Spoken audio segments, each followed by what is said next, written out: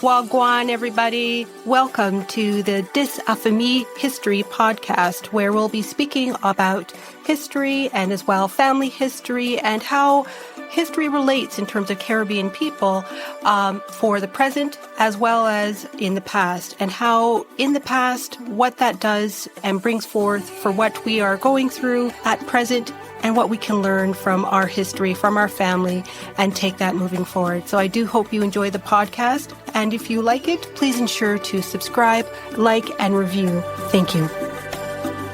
In this episode, Wendy Arris will be joined with Dr. Crystal Nicole Edens, Associate Professor of Sociology at the University of Pittsburgh and author of Rituals, Runaways, and the Haitian Revolution: Collective Action in the African Diaspora. We will be discussing Maroon movements against empire, the long Haitian Revolution. So let's have a listen. So much for coming on to the podcast, Professor Edens, and to talk about Maroon's movement against the empire, the long Haitian Revolution. So before we start, I'll just have you do a brief introduction of yourself. Sure. Hi, thank you so much for having me.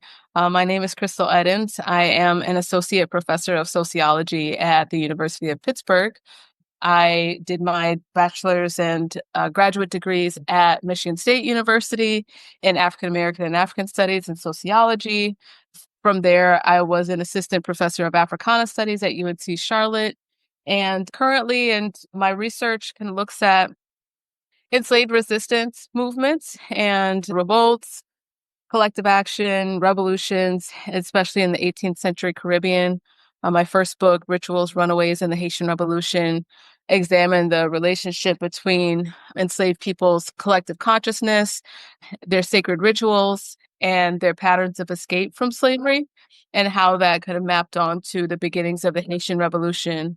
And then currently I'm also working on issues around women and gender, reproduction, and how issues around reproduction, family, and intimacy may have played a role in enslaved women's choices to participate or not participate in revolts in the Caribbean and the U.S. South. Definitely. Well, that sounds very interesting. Maybe that might be another episode, but thank you so much for that. So we'll start. And, would you be able to provide, I guess, just an overview of the Maroon movements and their role in resisting imperial powers across the Caribbean, particularly Haiti? Sure. So just to my work up until now has mostly focused on Haiti, and in exploring Haiti's long history, I came to realize that it was one of the first places that enslaved Africans were brought through the transatlantic slave trade. The island was one of the first places to, encounter European colonizers, and one of the earliest sites of, indigenous genocides. And so looking at that long history of slavery and colonialism going back to the late 15th century and seeing the resistance of Maroons that early on, right, starting in the 1490s and into the early 1500s during the era of Spanish colonization, one of the things that I was intrigued by was, how some of the works of historians like Jane Landers and others have shown that going into the 17th century, African Maroons were so numerous in the kind of outskirts of the Spanish colonial seat that they were really putting pressure on the Spanish colonists. And they were, the colonists were essentially living in fear. And so when we see the Spanish essentially begin to abandon the island, going toward the South American mainland, in search of in search of silver. One of the reasons why they begin to kind of exit the land space, yes, is in search of riches and capital elsewhere and extractive resources elsewhere, but it's also because they're essentially being run out by the Maroons and enslaved rebels. And so it's that early 17th century resistance.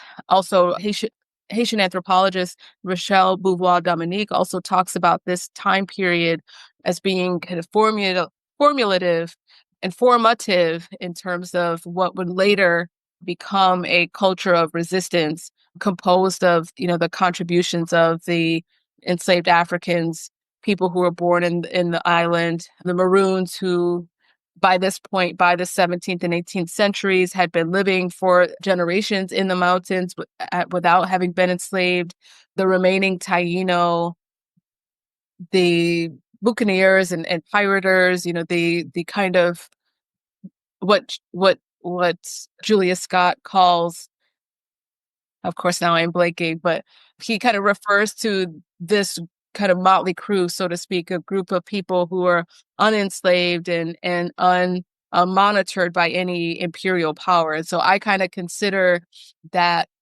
era where the African Maroons and rebels kind of contribute to the downfall of the Spanish presence in the island as the first Haitian revolution, right? That we might be able to speak of in so many words. And then the French come in, right, in the late 17th century, and they begin a more deeply ingrained, a more violent, an invigorated sugar industrial complex, so to speak, or proto-industrial complex with the growth and expansion of sugar plantations, which I kind of thought of as maybe a counter-revolution, right, to that kind of state of quasi-Black freedom that had existed in the late 17th century. And so when the French overwhelmed the island essentially with the volume of enslaved Africans just constantly being brought in to replace those deceased laborers who had been, essentially worked to death, starved to death, etc., that helps to contribute to what we, formally call the Haitian Revolution of 1791. And that being kind of again ushered in by the volume of enslaved Africans and the resistance practices that they bring with them and that they utilize to kind of bring down the sugar industry. And so I kind of look at the long-term history of I think by looking at the long-term history of slavery and colonization in Haiti is we're able to see those cycles and to see where Maroon resistance and Black resistance more broadly has helped to kind of bring down these imperial regimes of violence and death. Yeah, no, definitely. And it's interesting that you said with the Spanish that, that probably would have been the first revolution, which is very interesting to kind of refer to it as that, as opposed to what everybody knows about the French. So, and would you say, like, I guess you mentioned it before in some of these, would these be some of the key factors that contributed to the rise of the Maroon communities in the Americas during this time? Yeah, particularly in Haiti. So and in places like Jamaica and Brazil as well, there are similar patterns, I think, happening where in that late 17th century, the numbers of Africans being taken to Brazil and Jamaica greatly increased during that time. And then that's when we also see the rise of large-scale organized Maroon communities there, the Palmares Kingdom in Brazil coming to prominence around the 17th century, and then the Jamaican Maroons emerging around the same time period. What would you say were the key factors that contribute to the rise of Maroon communities during this period? Right, right. And so in Haiti, I think there's a similar pattern. With some of the original Maroons, again, going back to the 15th century, they take up residence in what are the Bauruco Mountains in the southern central peninsula alongside some of the Taino. And even centuries later, there's still evidence of large-scale communities in those very same mountains and in other places as well, in the mountains around in Grandans, some of the mountain ranges around like surrounding Port-au-Prince.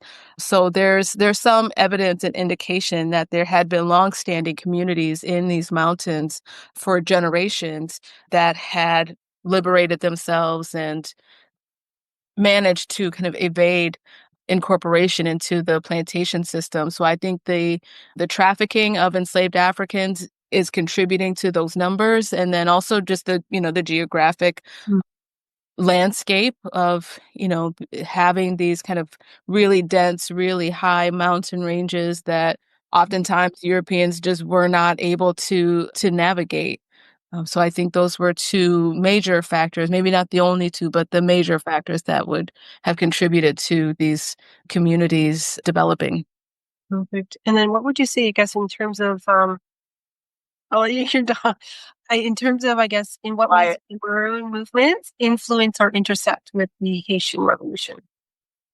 Right. That's a question that, is a controversial one, I think, because there has been, uh, debate between scholars, especially between, Haitian scholars and European scholars about this very question, where, Haitian scholars and folks who are maybe more sympathetic to a Haitian perspective would argue that the not only were Maroons important to building the kind of networks that helped to cultivate the revolution, but that the kind of logic of marronage, the logic of escape, the kind of maybe a philosophy or the worldview that I think was cultivated and developed through that long-term practice, the it, I think also includes like a socio-political awareness. Because looking into that Maroon history that during the, pre-colonial era, during the colonial era, especially with the Maroons in the Baruco Mountains, we see them engaging in, diplomacy and diplomatic relations with the French and the Spanish. We see the same thing with the Jamaican Maroons in entering their treaty with the British. And so there's a keen kind of geopolitical awareness, I think, that is also embedded and grounded in a Maroon consciousness that, in some ways we might kind of project or think about as being part of how the rebels of the Haitian Revolution were able to navigate, but that's not the word I want to use, because they're doing more than navigating this, turbulent era of the Age of Revolutions, right?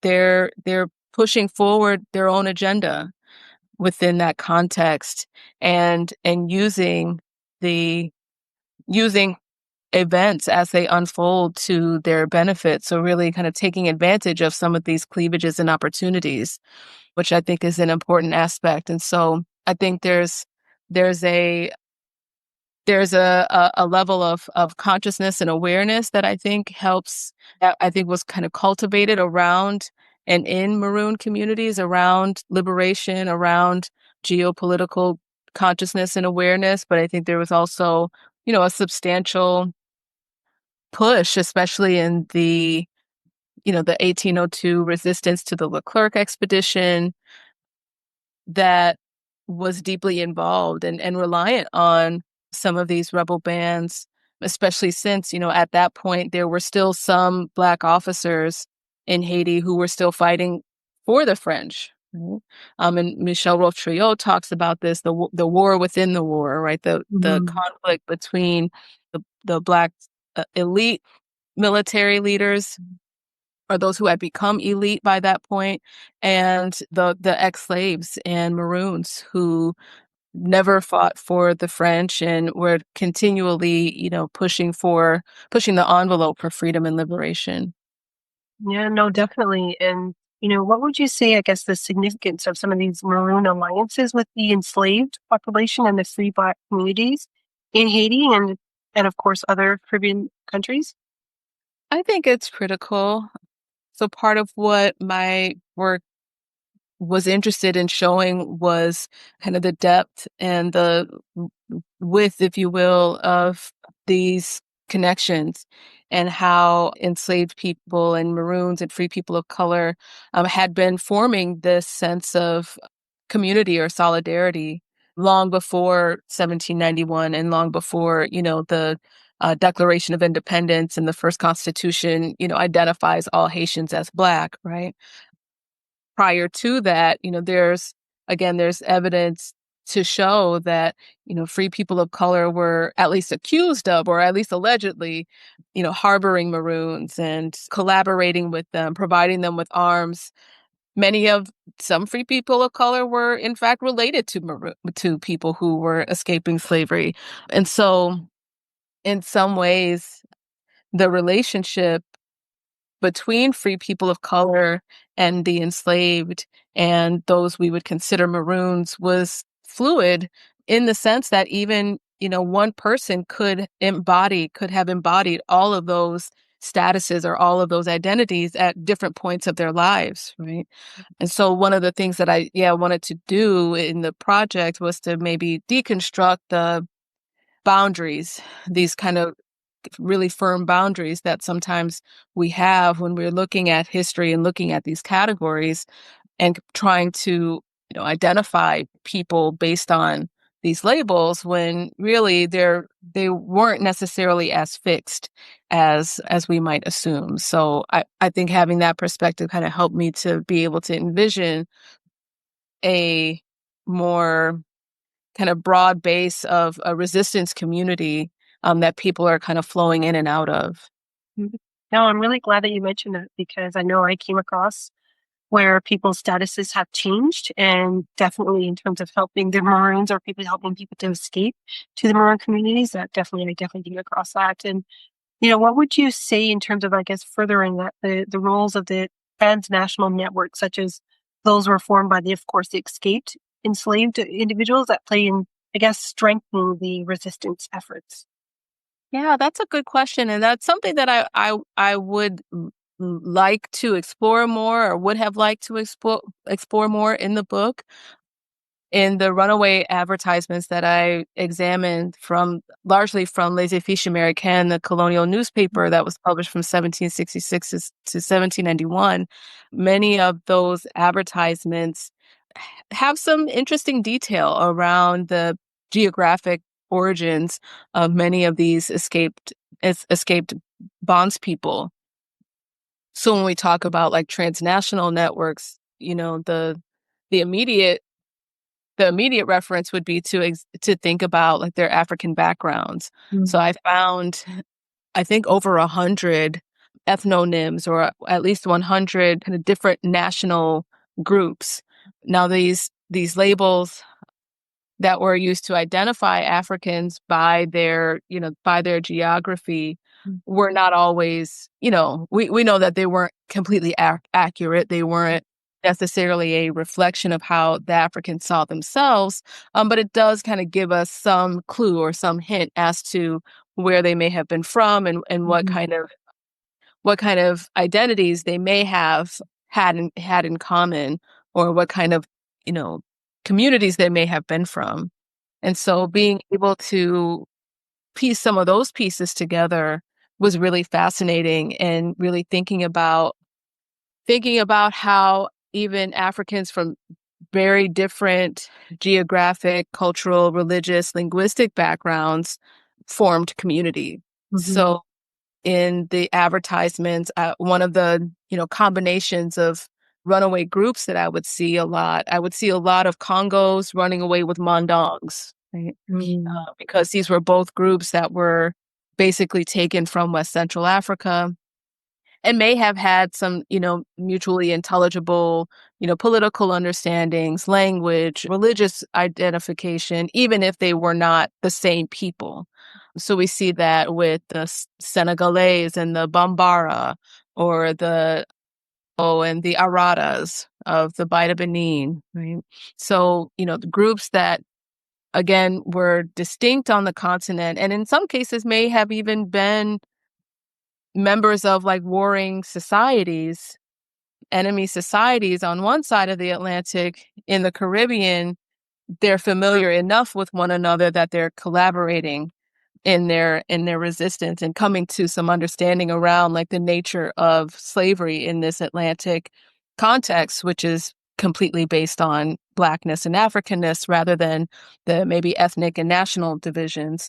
So that is one thing that I did explore that in the book, but the thing that I would have liked to explore a bit more would have been what we were speaking about kind of off camera with the inter-Caribbean slave trade and the kind of ways that the advertisements really speak to the presence of enslaved people from across the Caribbean, from Curacao, from Jamaica, from Guadeloupe and Martinique. I even have ads of indigenous peoples from Mississippi and some of the Lesser Antilles or some of the smaller Caribbean islands. So thinking about that also as speaking to these international inter-imperial networks, and also thinking about, what kinds of knowledge and experience were these folks bringing along with them? What was the context by which they were brought to this island that then, leads them to escape again? So those are the kinds of questions that I'm interested in exploring a little bit more in a second project, and particularly thinking about women's experiences with the inter-American slave trade. But yeah, those African continental and kind of inter-American, intra-Caribbean experiences, I think play a huge role in how we can think about what becomes the rebel communities of the Haitian Revolution, right? Boukman, for example, was said to have been brought from Jamaica. Henry Christophe was born in Grenada. So I think all of those experiences matter. Mm-hmm. Definitely. And were there, any challenges faced by these Maroon communities in maintaining their independence and, of course, their resistance efforts? The kinds of challenges that they had in maintaining their Yeah. independence. Yeah, that's a challenging question, mainly because, we don't necessarily have as many, because the Maroons in Haiti were not formally recognized in the same way that the Jamaican Maroons were. I would venture to say that there's not quite as much, documented Mm-hmm. evidence around, or the archive doesn't really speak to these Maroons' kind of internal workings or experiences quite as much as we might know about, the Jamaican Maroons and Queen Nanny, simply just by virtue of their relationship with the British. And I could be wrong about that, but that's just my speculation. Most of what we know about the Maroons in Haiti come from the runaway advertisements, which are mostly composed of kind of loosely organized small scale groups. And then outside of that, you have the Treaty of the Manuel Maroons between the Spanish and the Manuel Maroons and the French. But even with that treaty, which in some ways was similar to the treaties that was established between the Jamaican Maroons and the British, in the sense that there was an agreement for land, there was an agreement for peace, there was an agreement for sovereignty. But from what I found in other other archival materials, was that the treaty was never formally implemented. Mm. And the Maroons themselves didn't necessarily follow it, because even in the aftermath of that treaty being drafted in 1785, even in 1786 and 87, there's still, records of slave owners in the surrounding area saying, hey, they're still raiding our plantations. They're still, causing fires and causing commotion, so to speak. And so that tells me, in the absence of their immediate words, that, they weren't necessarily interested in abiding by the terms of the document. And I think rightly so, because, another reason why I think the Maroon communities may have experienced more challenges with maintaining their autonomy was just because of the volume of sugar production and the expansion of the sugar and coffee industries. I mean, Haiti is the most productive colony in the Americas at that time. So those plantations and the power and the encroachment of those plantations would Mhm. have been challenging to avoid and escape. Yeah, definitely. And I guess how would you say, in terms of the legacy of the Maroon resistance, should be remembered and honored in Haiti? and of course in the broader Caribbean today. Yeah, I mean, I think that there's already a pretty substantial attachment to these Maroon histories in Haiti, from the Maroon on canoe statue in the capital, and some of the names of Maroons are included in the plaques in the walls around the Mapuna Museum. So several of the heroes of the Haitian Revolution and just Haitian history in general include several Maroon leaders, like a Macandal and others who are maybe lesser known than Macandal, Conge, some of these kind of unsung heroes, if you will, of Haitian history. But they are recognized in that National Museum. In And places like, oh, go ahead. I'll just no, go ahead, go ahead. I was gonna say in places like southern Haiti, there's kind of an interesting contradiction, though, where there had been a statue of a Maroon leader named Jean-Baptiste Duperrier, who was nickname or perhaps African name was Goman. But there was some tension around that statue and the way that it was situated and placed across from a local church. And so myself and some collaborators, Dasha Chapman and Jean-Sébastien Duvalier, they've done some extensive work in Haiti, in Grand'Anse and Jeremy, around dance and spirituality to kind of help to recover some of the histories and memories around that particular Maroon leader, and with the hopes of that helping to cultivate a broader, like, anti-colonial, anti-white supremacist collective consciousness in that region. Wow, that's just, it's just very interesting to look back on those on that period and that time. And I guess I know that you said that most of the historical sources that you were able to obtain were primarily from the newspapers. Were there any other accounts where it was written either in the archives or anywhere else? Yeah, so in the Archives Nationales d'Outre-mer, so the National Archives Overseas Department, Mm. which is basically the French colonial archive, is in Aix-en-Provence.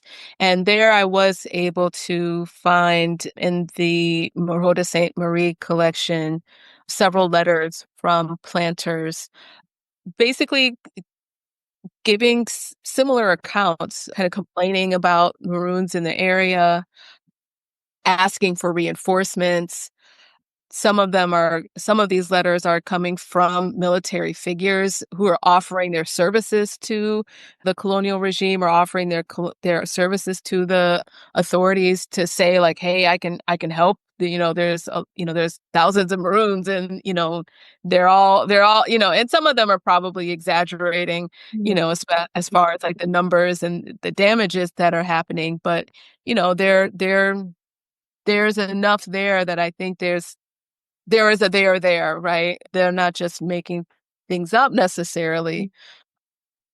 The whites of the colony were already living as a minority. And so knowing that there are these bands of rebels kind of waiting in the wings, yeah, they're complaining. They're speaking out against it. And one source that I found was a kind of a journal by a marechaussee leader officer, which was the marechaussee was essentially the runaway slave police, the Mhm. slave catchers, and it was their job. They were tasked with locating, arresting, returning, and or killing as Mhm. many of the Maroons as they could.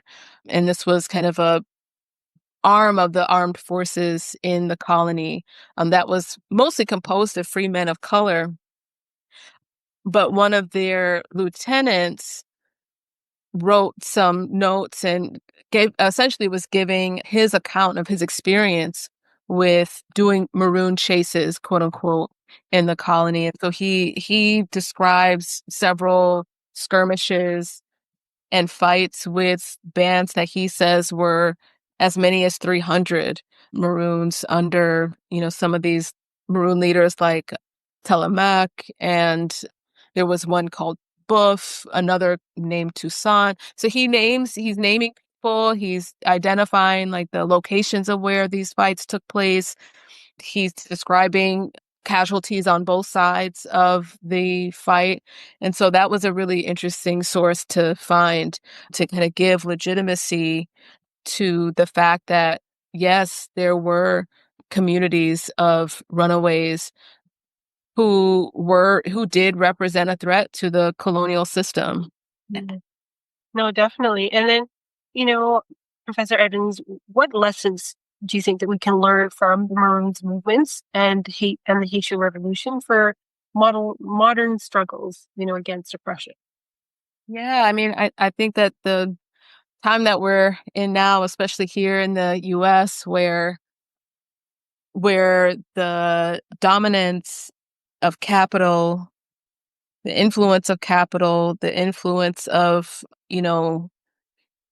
imperialist pursuits has been bared naked, right? Like it's, their gloves are off, so to speak, in terms of the willingness of capitalism to use its power and to exploit and to weaponize government for imperial pursuits. And so I think that I think what we can learn from examining Maroon histories is to understand that there is a potential for defeat, right? So even in the face of billionaires and authoritarians, enslaved folks were able to defeat some of these similar figures with way fewer resources than what we have at our disposal today, as far as resources for communication, to organize, to build global solidarity networks. So, the things that you've, just asked about, I think are some of the important building blocks of what we'll need in challenging these regimes of oppression today. No, definitely. Absolutely. And then, as we end this discussion, what would you say are, your final thoughts for anyone researching or, researching this area? Yeah. When I came into this project, I on one hand, I was kind of discouraged from doing it because I was told that there would be nothing available for me to use as far as archival information and primary sources. But then it ended up turning out that I had an abundance of materials to use. So one thing that I would encourage would be to, look for yourself. There are silences in the archive, and there are, you know, a lot of missing pieces from these stories that we wish we could tell. However, the materials that are there do need and deserve new eyes and perspectives, because maybe past generations of scholars may not have been asking the same questions. And so my thing is always to tell students that, your contribution to this work is your own and it's needed. And so, don't necessarily be discouraged by those silences, as much as you can try to either use them or to Mhm. try to examine or further explore to see what is there and what stories you can tell, No, that's very good. perhaps in a way that others haven't already. No, no, that's very great because I mean that's what's needed is for other perspectives to come in and look at these archives because there's a lot of material that's there and it can be a bit overwhelming, but I'm glad that you have indicated that as words of encouragement for anyone looking into this area. But thank you so much for coming on to the podcast, and I really do appreciate your time for that. It was a pleasure. Thanks for having me. No problem. Hoped you enjoyed this episode, and if you did, please make sure to like, follow, subscribe, and write a review for the episode wherever you listen to your podcast. Thank you.